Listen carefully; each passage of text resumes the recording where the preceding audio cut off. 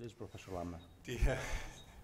Dear Chairman, ladies and gentlemen, firstly, I have to thank for the wonderful invitation to come to this meeting. Last year it was the first time I attended this meeting in Athens, and I really was very much impressed and learned a lot and could use it during the last year, what I've learned there. So I'm expecting the same for this year. Now, my topic is a little look into the future. And the bioabsorbable stents or vascular scaffold, as they are called, have proven that they are quite useful in the coronary circulation, as you may know. Many randomized studies have shown that the results are nowadays equal to the results of drug-eluting metal stents in the coronary circulation. However, they have the advantage that they are absorbed after 2 or 3 years. And as you may know or have seen in some publications, the vascular reactivity is also coming back after 2 or 3 years once the scaffold or stent is absorbed. So quite promising future technology. Now in the peripheral circulation, the first attempt was with the magnesium stent from Biotronic, the AMS stent. And as you can see from this little randomized study, at 6 months, the primary patency was equal or even a little less with this non-drug-eluting magnesium stent in comparison to PTA. So therefore, Biotronic stopped this program. Nowadays, the bioabsorbable stents or scaffolds are made of poly-L or poly-D-L lactic acid. And this polymer is finally broken up by hydrolysis. And what we know now from peripheral studies, but also from the coronary studies, it takes about 2 or 3 years until these scaffolds are completely absorbed. The first publication with such a poly-L lactic acid stent was the Gaia study with the Igaki Tamai stent.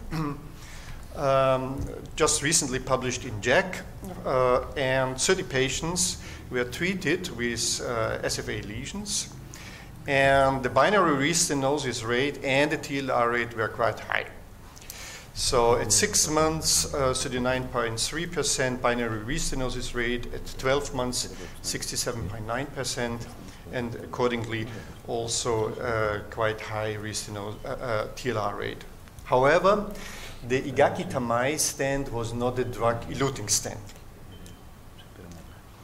Now, Abbott Vascular developed the Esprit bioresorbable vascular scaffold, which is a drug-eluting vascular scaffold.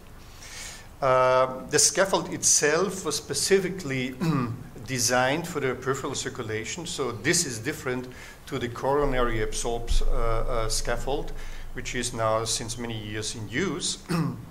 However, there is a bioresorbable coating, which is of poly-LD or DL lactide, and it is drug-eluting with everolimus in a drug concentration of 100 microgram per centimeter square.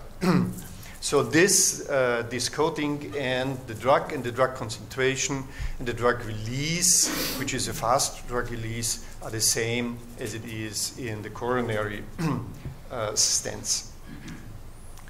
Now these are the results of the Esprit-1 trial. You can see it is a pilot, single-arm pilot trial. 35 patients were included with a mean lesion length of 36 millimeters, so quite short lesions, task A lesions. The majority were in the SFA. And if you look now at the restenosis rate, binary restenosis rate, there was 0% at 6 months, so quite different to the Gaia study. And at 12 months, it was 12.9%, and now there is a 24 months follow-up, and the binary restenosis rate is 60.1%. There was one scaffold thrombosis, And TLR was 8.8% at 12 months and 11.8% at 24 months, which are very promising results. Of course, these are very short task A lesions in this pilot study. And this shows you the Kaplan-Meier curve of freedom from TLR. As I've told you, 88% at 2 years. Also, the clinical results were quite promising. As you can see, patients initially before procedure were in the majority of cases in Rutherford-Becker 2 and 3. And after the procedure, the majority was in Rutherford-Becker 0, and this more or less maintained in about 70% up to 2 years.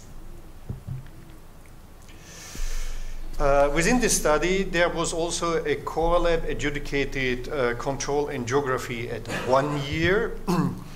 And reference vessel diameter was 4.9 millimeters, about 5 millimeter typical SFA diameter. And as you can see, post-procedure, the reference vessel diameter was 4.5. The vascular diameter within the scaffold was 4.5. That means that the stent is strong enough to prevent vascular recoil. And at 1 year, there was minimal luminal diameter of 3.2, which corresponds to a mean stenosis of about 32%. And this shows you the PSVR in post-procedure and then doing the follow-up up to 2 years. Now, this is just an example that you can see how this study looked like. So typical short lesions, as you can see here, mild to moderately calcified lesions in the SFA, task type A. The vascular scaffold has to be pressed with a balloon into the vascular wall. However, it also has self-expanding properties, so once it would be compressed externally, it is able to re-expand. And because the scaffold itself is not visible, you can see there are at the proximal distal end little platinum markers so that you can know exactly where you have placed your scaffold. This is the control angio after scaffold placement, and this shows another advantage. This is an MR angio doing follow-up, and as you can see, there is no signal loss as we know it from the metal stents in this polyl-lactic acid vascular scaffold. And this is 12 months follow-up. This shows you the CTA. You can see the proximal and distal platinum markers, but you don't see the vascular scaffold. This is the ultrasound. And ultrasound at 1 year, you can see it here and here, some indentation by plaque material. And this is same patient, and here is where the scaffold has been placed, a control angiogram at 1 year, as it has been mandatory during this study.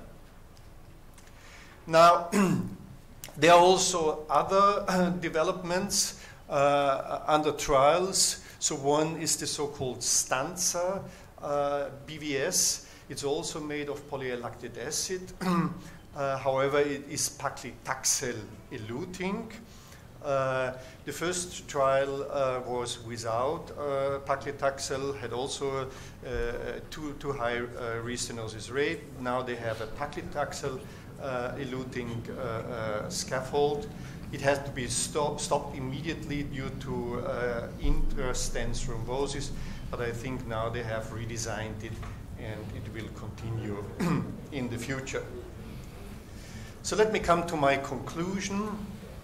In coronary arteries, drug-eluting BVS made from PLLA are equally effective as drug-eluting stents. This has been shown in several randomized studies.